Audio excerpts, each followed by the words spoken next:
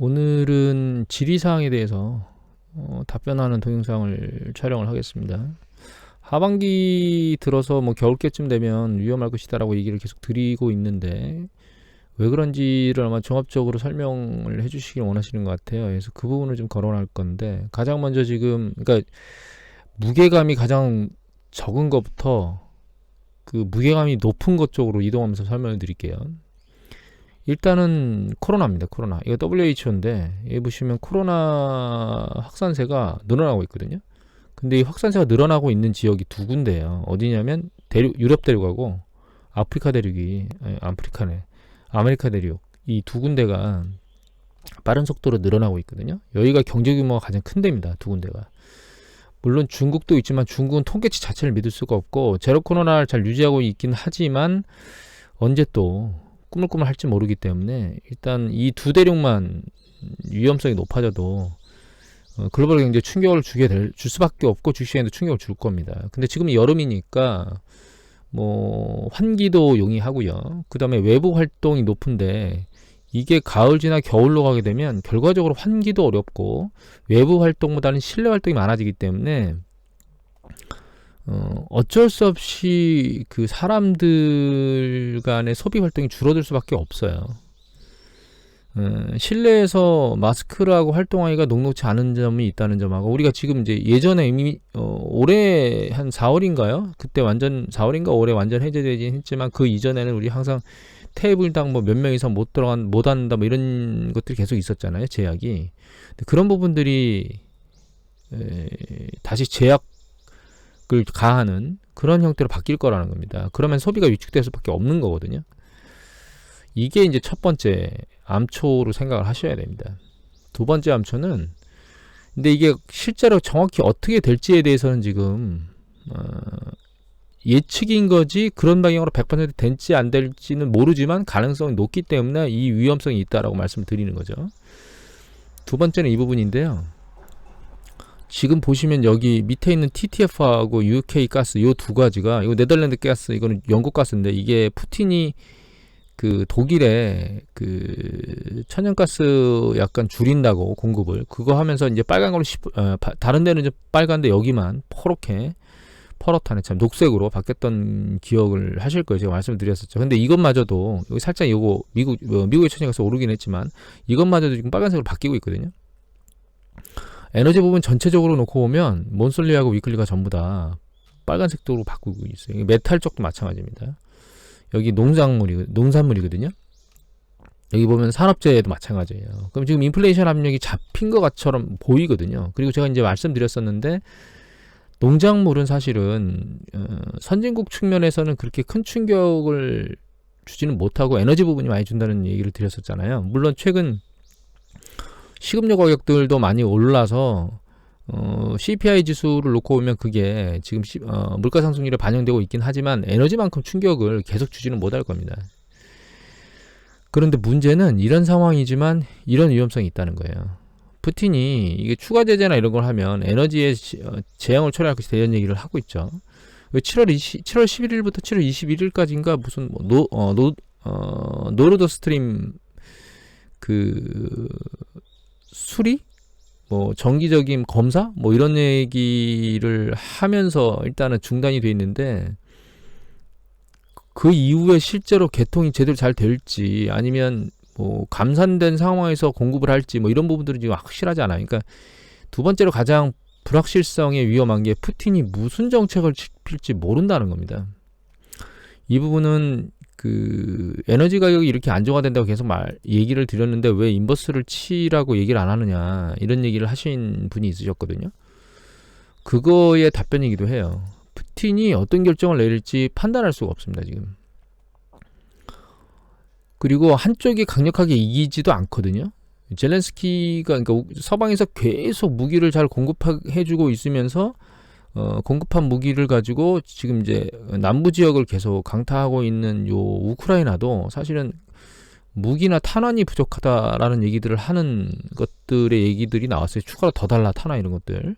그래서 여기 기사에는 안 나오지만 미국이 계속 그 무기 창고가 좀 비는 것에 대해서 우려를 표하는 뭐 그런 기사를 제가 한번 본 적이 있습니다. 여하튼 이게 러시아는 동부 쪽, 젤렌스키는 남부 쪽에서 서로 자기의 이제 우월성을 지금 표시하려고 행동을 하고 있는데 어느 쪽도 한쪽으로 기울질 않고 있어서 이 전쟁이 길어질 수 있다라고 하는 부분. 그리고 또 한 가지는 그 러시아에서 지금 많은 게 소진됐다. 병력 소진도 이미 많이 됐고 무기 소진도 물자 소진도 많이 됐는데 문제는 이 푸틴이 끝내려고 하지를 않는다는 거예요. 계속 어떤 형태는 여기 보면 교도소에서 모집한다는 등 뭐 주변에 있는 뭐 자치공하고 이런 데에서 사람을 끌어다가 갖다 들이붓는 등 이런 행동을 계속하고 있기 때문에 어떤 형태로든 자기가 정치적으로 무엇인가를 획득했다라고 하는 것들을 얻어내기 전에는 휴전이 안 될 것 같은 지금 뉘앙스입니다. 그리고 젤렌스키는 영토를 복구하지 않으면 휴전을 안 하려고 하는, 물론 둘 다 정치적 입지가 있기 때문에 그런 행동을 하고 있긴 하겠지만 그게 협상이 과연 빨리 될 수 있겠느냐라고 하는 부분은 좀 우려스러운 부분이에요. 그렇지 않을 것 같은.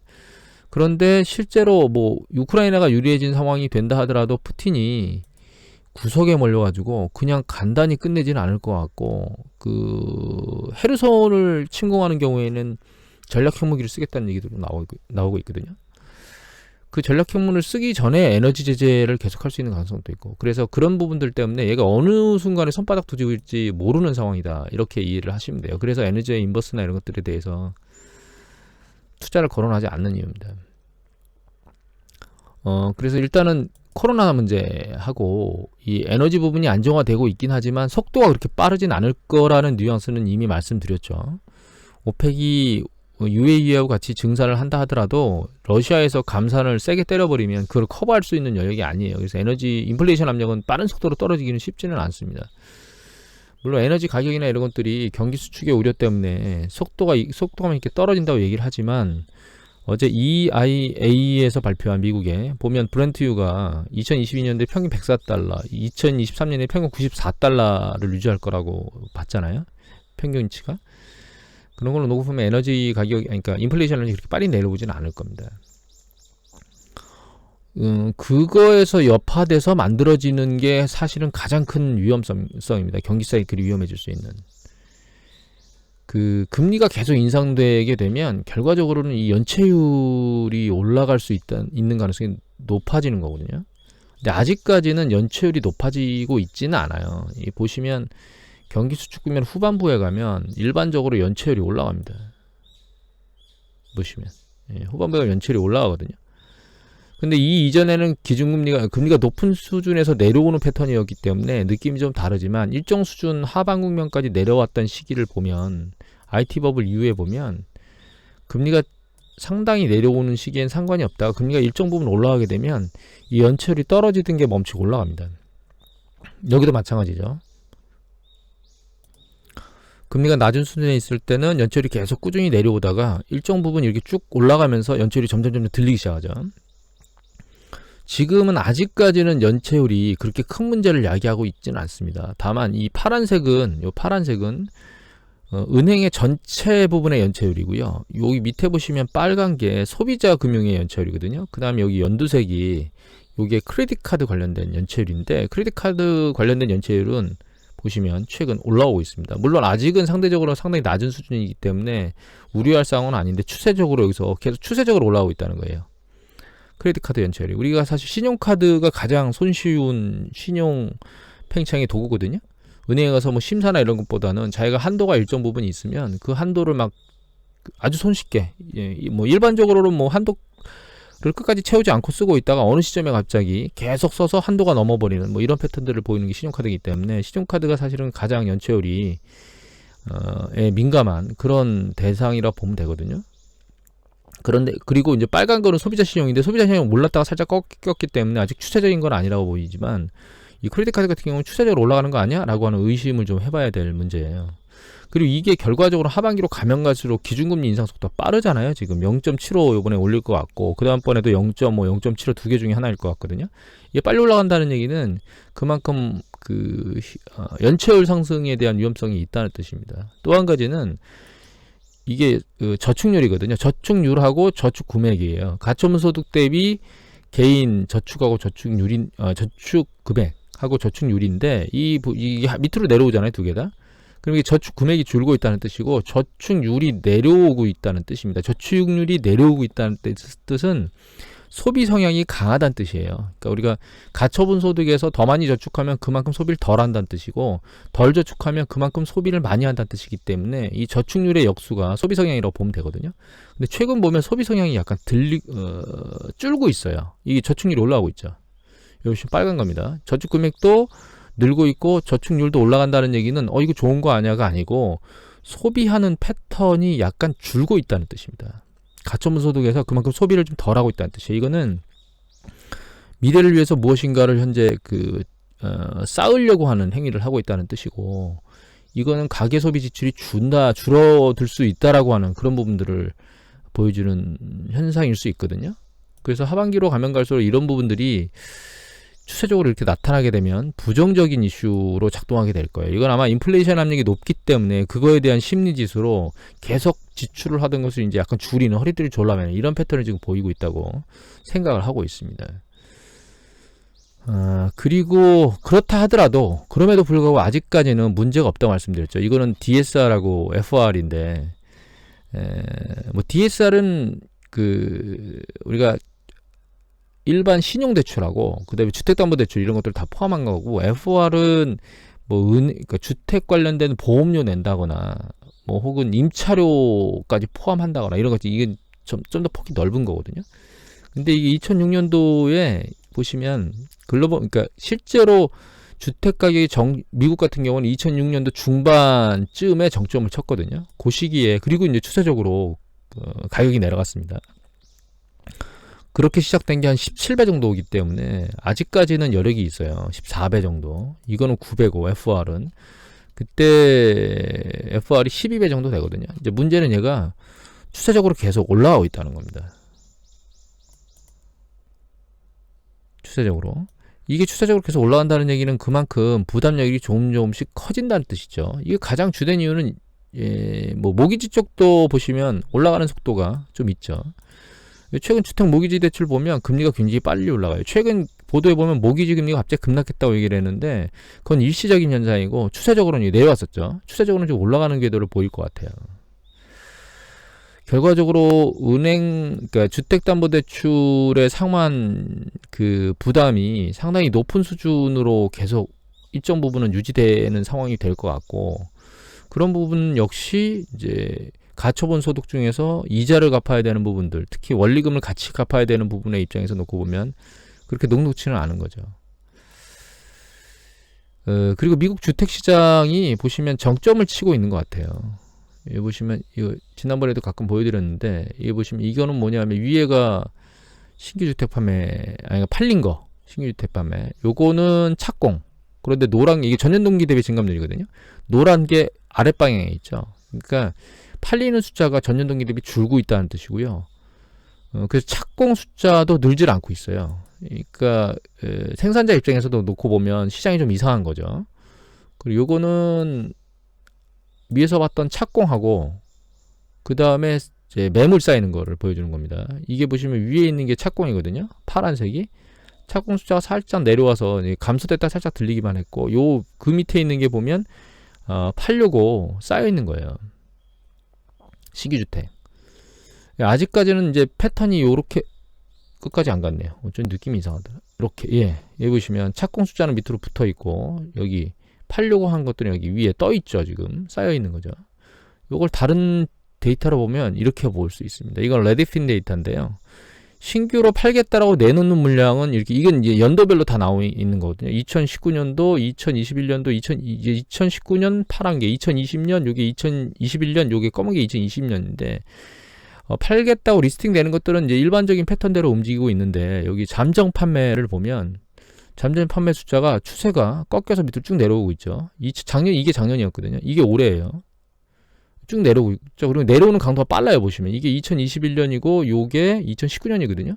요게 2020년이고, 근데 2019년에 2021년에 떨어지는 강도 계절별로 그거보다 훨씬 더 빠른 속도로 떨어지고 있습니다. 잠정 판매가. 이거 가계약 증가라고 생각하시면 되거든요. 근데 팔린 거 팔린 거 보시면 아직까지는 뭐 상황이 괜찮은 것 같다라고 생각이 드시긴 하겠지만 이 강도가 떨어지고 있는, 이것도 역시로 움직이는 강도가 약간 둔화되고 있는 상황입니다. 2020년이나 2019년이나 2021년에 비해서. 그리고 이건 가격이거든요. 요거는 신규로 팔겠다라고 내놓는 것의 중앙 가격이에요. 근데 중앙 가격이 떨어지고 있죠. 그러니까 팔겠다는 가격이 떨어지고 있는 거예요, 지금. 그리고 속도가 빨라요. 이건 실제로 팔린 가격인데, 팔린 가격이 살짝, 이것도 가격 떨어지는 강도가 좀 빠른 편이거든요. 아직까지 전체적인 뭐 케이스 슐러 지수나 미국 전체 주택지 가격 지수나 이런 걸 보면 가격이 떨어지고 있지는 않은데 정점 언저리에 있는 것 같은 생각이 들고 있습니다. 주택 가격이. 주택 가격의 하방 압력은 한계점에 몰린 주택 가격, 그러니까 가계한테는 좋은 건 아닙니다. 제가 홈에쿼티로는 계속 말씀드리지만 주택담보대출 이외에 남는 여력을 소비자대출처럼 사용하고 있는 미국 입장에서 놓고 보면 가격이, 주택가격이 하락한다는 얘기는 결과적으로 한계점에 몰리는 가계가 생길 수밖에 없다라고 하는 부분으로 귀착이 되거든요.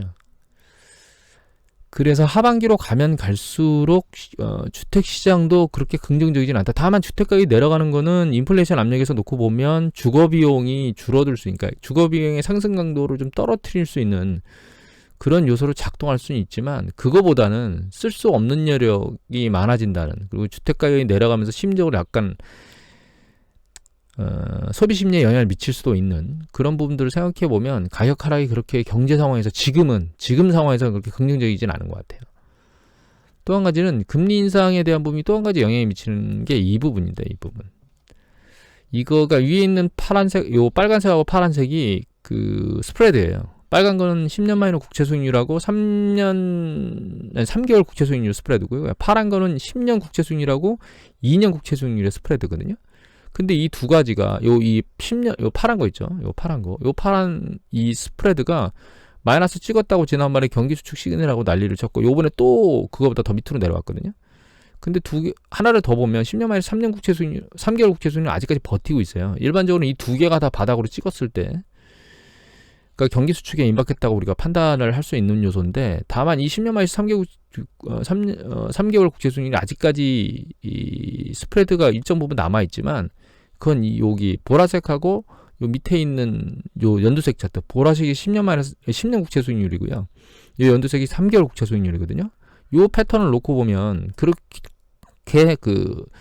아주 해피한 건 아니에요. 왜냐면 여기 보면 3개월 국채 수익률이 굉장히 빠른 속도로 올라가고 있죠. 이거 기준금리가 올라가는 거에 지금 계속 반응하면서 따라 올라가고 있거든요. 그리고 10년 국채 수익률은 살짝 내려오고 있고, 다만 향후에 이 10년 국채 수익률이 추세적으로 계속 내려올 것이냐에 대한 부분은 저는 아직까지는 그러지는 않을 거라고 보고 있습니다. 인플레이션 압력이 있고 시장이 불확실성을 띠는 과정에 있기 때문에 10년 국채 수익률이 약간 선호되는 현상을 보이고 있는 게 현재 트렌드인 것처럼 보이고요. 다만 아주 짧은 시간 안에 이게 붙어서 얘가 제로점에 근접하거나 마이너스를 보이는 현상들이 나타날 수 있는 가능성은 있지만 그게 추세적이기보다는 일시적일 수 있다라는 생각은 하고 있습니다. 그리고 이미 말씀드렸던 물가 상승률 압력 때문에 일단 시장이 약간 안정화되면, 주식시장이나 이런 것들이 좀 안정화되고 하반기에 7, 8, 9월이죠. 7, 8, 9, 10 이렇게 넘어가면서 경제지표들이 좀 괜찮게 나오면 이 신용 국제 수익률은 아랫방향보다는 윗방향으로 다시 올라갈 수 있는 가능성을 가지고 있기 때문에 이 스프레드가 추세적으로 계속 내려와서 아래로 곤두박질 치면서 이 심도를 만드는 이런 과정까지는 안 가고 노이즈를 만드는 그런 과정으로 진행되지 않을까, 그런 생각을 현재 하고 있습니다. 이 노이즈 만든 시기가 이때도 있었거든요. 이때 90년대 보면 여기 보면 노이즈를 한번 만들고 두 개 다 마이너스를 찍었죠. 제로점을. 그리고 다시 반등했다 내려오면서 최종적으로 경기 사이클이 수축됐거든요.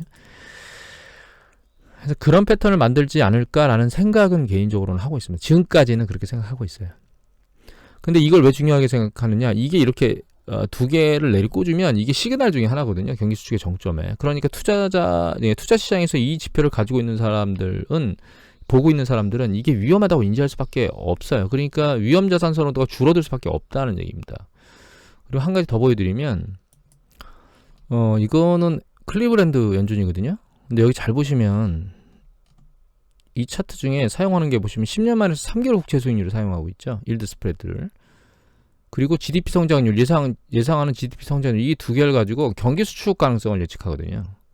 이거는 클리브랜드 연준 말고 여기 보시면 이건 뉴욕 연준입니다. 뉴욕 연준에서 보시면 이 3개월 국채 수익률, 10년과 3개월 국채 수익률의 스프레드를 가지고 경기 수축 가능성을 타진하잖아요. 그만큼 여기 보시면 10년 마이너스 3개월 국채 수익률이 이 경기 수축 가능성을 타진하는 아주 중요한 지표라는 거예요. 그러니까 얘하고 10년 마이너스 2년이 동시에 밑으로 다 빠지게 되면 그거는 투자 심리의 위험 자산 회피 현상을 강화할 수밖에 없는 시그널이다. 이렇게 이해를 하시면 됩니다. 물론 그 IT 버블 때는 실제로 이 심도가 강화되기 이전, 훨씬 이전부터, 그러니까 90년대 후반 요때부터 이미 주가가 정점을 쳤었고요. 글로벌 금융위기 때는, 이거 제가 데이터를 가끔 보여드렸었는데, 글로벌 금융위기 때는 실제로 마이너스를 찍고 올라가는 과정 중에 정점을 찍었어요, 주식시장이.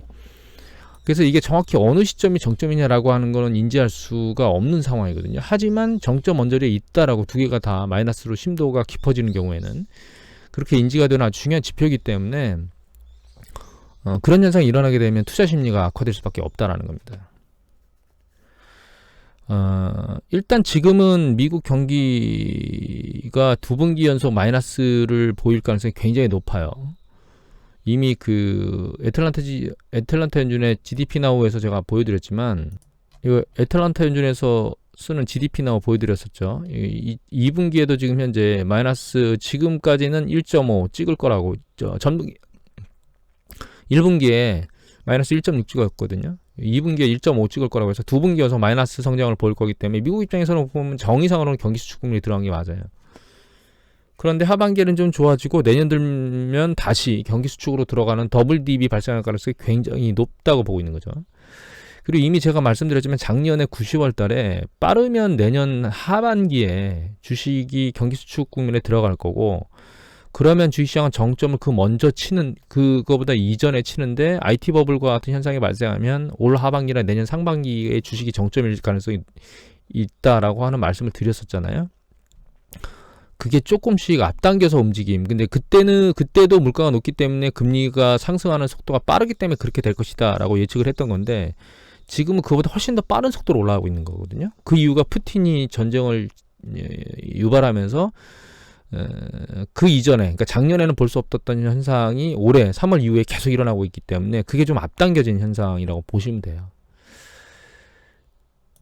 또 한 가지 이 스프레드가 중요한 거는, 이 스프레드가 여기서 붙었다는 뜻이잖아요. 그러니까 내려와서 붙었다는 얘기는 장단기 금리가 거의 없다는 뜻이거든요. 그러니까 똑같다는 뜻이거든요. 거의. 이게 밑으로 내려갔다는 얘기는 장단기 금리가 역전됐다는 뜻인데, 은행 입장에서 놓고 보면 장기 대출을 끄집어다가 단기 대출 자금을 조달해다가 상대적으로 그보다 긴 장기 대출에 대출해줘서 이자 마진을 보게 되는데, 이게 이렇게 붙었다는 얘기는, 붙었거나 이렇게 밑으로 내려왔다, 제로점 밑으로 내려왔다는 얘기는 마진이 없거나 역마진이라는 얘기입니다.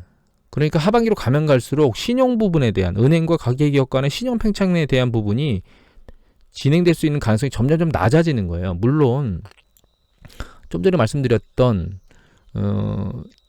경기 사이클이 여름께 좋아지면서 주식시장의 위험성이 좀, 불확실성이 좀 떨어지고 인플레이션 압력에 대한 부분이 좀 줄게 되면 주식시장이 윗방향으로 움직이고, 그 다음에 그 인플레이션 압력에 대한 부분이 상대적으로 줄면서 10년 국채 수익률이 지금은 최근에 내려오고 있는데, 내려오고 있는 게 아니고, 최근에 내려오고 있죠. 이게 보라색이 10년 국채거든요. 최근에 내려오고 있는데, 내려오는 게 아니고 다시 얘가 윗방향을 타고 이렇게 올라가면서 이 스프레드가 줄지를 않고 버티는 현상이 있을 수는 있어요. 그런데 문제는 이런 현상이 있다 하더라도 앞에서 보여드린 코로나가 난리를 치거나, 혹은 푸틴이 에너지 쪽에 다시 압력을 주거나, 혹은 소비 성향이 줄어드는 패턴으로 소비가 위축되거나, 혹은 연체율이 들리는, 이 추세적으로 가계대출 연체율이 올라가거나 이런 액션들이 일어나게 되면 이 스프레드가 일정 부분 남아있다 하더라도,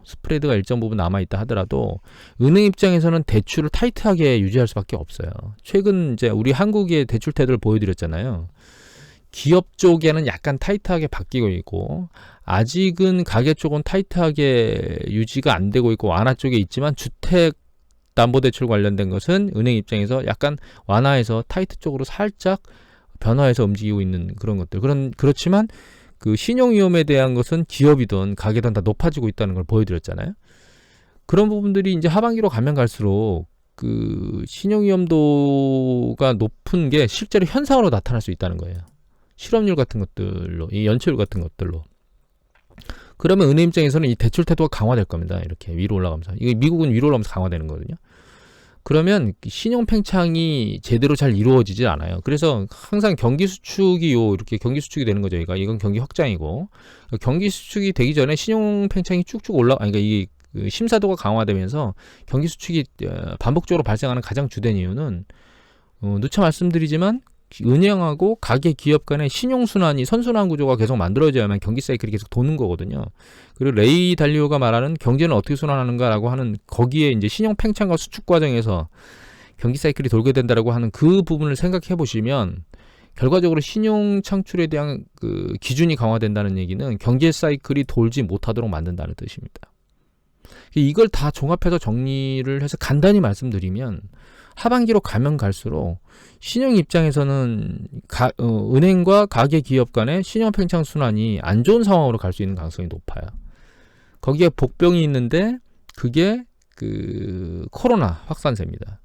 이 확산세는 가능성이 어떻게 될지는 애매모호하지만 실제로 지금 늘어나는 패턴대로 이렇게 좀 증가세, 확진자 증가세가 늘어나게 되면 다시 일정 부분은 활동성을 떨어뜨리는 형태로 정책이 나올 수밖에 없어요.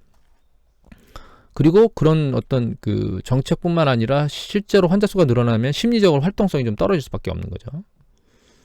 그리고 아직 인플레이션 압력은 좀 잠잠해지고 있지만 이 잠잠해지고 있는 인플레이션 압력에 찬물을 끼얹을 수 있는 푸틴이라고 하는 복병이 존재하고, 그리고 계속 좋았던 주택시장도 상대적으로 안 좋아지는 형태를 보이고 있다라고 하는 점에서 놓고 보면 이것도 심리적인 영향을 미칠 수 있습니다. 다만 인플레이션 압력 입장에서는 주거비용 상승 압력에 대해서는 상대적으로 살짝 덜 영향을 미칠 수 있긴 하겠지만, 홈에코티론 쪽의 입장에서 놓고 보면 쓸 수 있는 여력이 주는, 주택가격이 내려간다는 얘기는 그만큼 담보 비중이 그러니까 담보 여력이 준다는 뜻이기 때문에, 그래서 결과적으로는 주택가격이 내려가는 게 지금 현재 긍정적인 이슈라고 봐야 되겠느냐? 저는 긍정적이라고 보기는 좀 그렇다, 이렇게 이해를 해야 될 것 같아요. 그리고 주택시장 가격이 하락하게 되면 그러니까 주택 부분의 투자 부분이 줄거든요. 기업 투자가. 그것도 경제에 영향을 미치는 요소 중에 하나라고 생각을 하시면 돼요. 그게 GDP 나우에 보면 이제 나타나고 있는 거죠. 여기 보시면 여기 주거 부분 투자 있죠. 주거 부분 투자가 여기 제로형 밑에서 계속 돌고 있잖아요. 이게 GDP를 산출하는 요소 중에 하나인데 이게 GDP에 영향을 미치게 될 거고, 이거 이렇게 GDP에 대한 영향을 미치게 되면 주식시장에 영향을 미치지 않을 수가 없습니다. 그리고 가장 주된 거는 결과적으로는 신용 팽창 순환 과정 중에 그 과정이 깨지는 방향으로 계속 가고 있고, 그게 결과적으로는 경기 사이클을 계속 못 돌게 만드는 이런 패턴으로 그러니까 작동할 수밖에 없다, 이렇게 이해를 하시는 게 가장 좋은 거예요. 그러니까 올 하반기가 되면 반드시 붕괴된다라고 예측을 하는 거는 너무 무리한 예측이고요. 하반기 사이클 갔을 때 이런 현상들 중에 하나라 또 무엇인가 짓누르기 시작하면 주식시장이 머리를 들고 윗방향으로 올라가기 좀 어려워지기 시작할 거고, 그게 투자 심리를 악화시키게 되면 주식이 또 한번 세차게 조정을 받을 수 있는 가능성이 열린다는 겁니다. 그래서 하반기로 가면 모니터링을 해야 될 것들이 많아요. 근데 그 중에서 가장 중요하게 모니터링 해야 될 건 이 신용 부분이에요. 신용 부분에 대해서 실제로 연체율이 올라가는 강도나 추세, 그 다음에 은행이 대출에 대해서 어떤 태도를 가지고 있는가. 여기서 대출 수요라고 하는 것도 있거든요. 그것도 조사를 하게 되는데, 대출 수요는 중요하지 않습니다. 대출 수요는 이 대출 강도, 그러니까 대출 스탠다드가 완화되어 있을 때는 대출 수요가 많으면 그만큼 다 대출을 해주겠지만, 이 대출 기준이 높아져 버리면 대출 수요가 많아도 대출을 제대로 못 받거든요. 그래서 이 신용 부분의 선순환 구조로 잘 도는 구조를 계속 만들고 있는지를 유심히 봐야 됩니다. 특히 또 한 가지 더 봐야 될 게 이 스프레드. 두 가지 측면에서 은행 입장에서 예대 마진이 남는 구조에 있느냐 현재, 그리고 얘가 밑으로 내려온다는 얘기는 투자자들 입장에서 놓고 보면 경기 수축 가능성이 높아진다는 시그널을 시장에 던지는 주요 지표이기 때문에 투자자들의 심리에도 영향을 미치거든요. 그래서 주로 금리하고 신용 부분 쪽에 있는 지표를 계속 모니터링 해야 돼요. 제가 지난번 동영상에도 말씀을 드렸었는데, 그 PB분들 교육할 때 어떤 분은 올해는 좀 어려운데 내년도에는 이 어려운 시기가 지나고 나면 내년도에는 괜찮을 거라고 얘기를 하신다고 들었거든요. 전혀 그렇다고 생각하시면 안 됩니다. 물론 내년에도 일정 부분 괜찮은 상황을 유지하면서 주식시장도 일정 부분 더 끌어올리고 이런 현상이 제로라고 볼 수는 없어요. 다만 그거는 지금 말씀드린 요소들이 시장에 충격을 안 줘야 되고, 특히 이 시종 부분에 대한 움직임이 긍정적인 상황이 있을 때 가능한 거지, 그렇지 않은 경우에는 주가가 순식간에 내려갈 수 있다라고 하는 것, 그리고 주식이 실제로 정점을 찍고 그러니까 이 부분에서 지금 한 가지를 더 말씀 안 드렸는데, 고용 부분이 꼬물꼬물 밑으로 위로 올라오고 있거든요. 아직까지는 충격적으로 볼 만한 영역은 아니지만, 여름철 활동량이 높아서 서비스 업종이 고용 비중이 이제 높은 그런 구조가 있는데, 겨울로 가고 코로나 상황이나 이런 것들이 봉쇄로 만들어지게 되면 고용 부분도 충격을 받게 될 겁니다. 그런 지표들도. 이런 것들이 종합돼서 하반기 겨울 가면 상당히 위험할 수도 있고 모니터링 강화해야 된다라고 말씀드리고 있는 겁니다. 마지막에 고용 부분을 좀 말씀드려서 애매모호하긴 하지만 고용도 중요한 부분이라는 걸 잘 생각하시고요.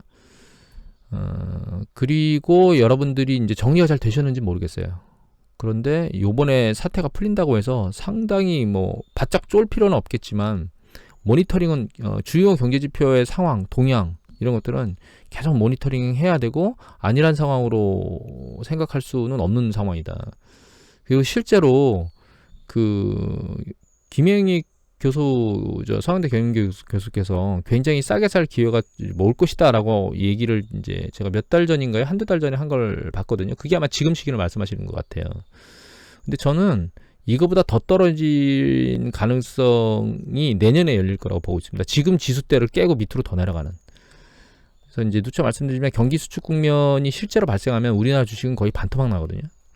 근데 지금 반토막이 안 나고 여기서 걸린 이유는 그나마 재반 여건들이 견뎌주고 있기 때문에 여기서 걸린 거지, 여기서 트리거가 발생하게 되면 반토막이 날 수 있는 가능성이 충분히 열려 있다는 부분들을 확인하시고, 내년에 그러니까 요번 경기 수축이 실제로 제대로 진행된 시점에 이거보다 싼 가격에서 주식을 잡을 수 있는 가능성이 열려 있기 때문에, 그래서 현금 포지션을 늘려야 된다. 하반기로 가서 주식이 들리면 들릴수록 현금 포지션을 늘려야 된다고 생각하는 이유는 좀 전에 말씀드린 그겁니다. 경기 수축이 실제로 제대로 일어나면 주가 하락폭은 이거보다 훨씬 더 클 것이다. 이렇게 정리하면서 마무리 짓도록 하겠습니다.